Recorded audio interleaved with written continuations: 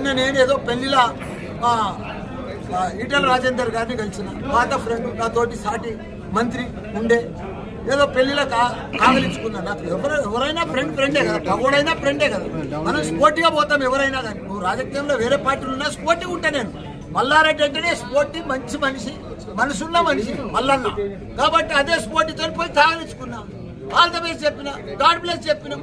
తప్ప అది నేను జంగా యాదవ్, వదిలేసి యాదవ్ కూడా నా ఎలక్షన్ల నాడు క్యాన్వాసింగ్ గా గెలిచిన ఎలక్షన్ల నాడే కలిసి ఆయన కూడా చెప్పిన, అన్న ఆల్ ద బెస్ట్ అన్న, నువ్వే గెలుస్తున్నావు అన్న అని చెప్పిన. తప్ప గెలిచిందా? ఇప్పుడు ఆయన గెలిచి నేనే గెలుస్తాడా చెప్పు?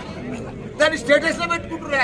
మళ్ళా తప్పకుండా స్పోర్ట్గా చెప్తాం, ఎవరైనా చెప్తాం. ఒక బర్త్డే స్టూడెంట్ వస్తే, ఎవరైనా వస్తే బర్త్డే కూడా చెప్తా, all the best Babu, happy birthday అని చెప్తాం. బాగా నా లెక్క ఎమ్మెల్యే కావాలి, మంత్రి కావాలని ఆశీర్వదిస్తాం. తప్ప ఆశీర్వదిస్తే నువ్వు దాని లెక్క తగ్గట్టు కావాలి కదా. ఈటెల రాజేందర్ ఏం చేసిండు ఇక్కడ తెలంగాణకు? మన మల్కాజ్గిరికి ఏం చేసిండు? కాంగ్రెస్ పార్టీ ఏం చేసింది? ఎవ్వరు ఏం చేయలే. గెలిచేది టీఆర్ఎస్ పార్టీ, గెలిచేది రాగిడి లక్ష్మారెడ్డి గారు భారీ మెజార్టీతో. ఎక్కడ చూసినా కొంతమంది నాయకులు పోయింది, వాళ్ళు ఎంబడి ఓటర్లు పోలే, క్యాడర్ పోలే, ఎవ్వరు పోలే.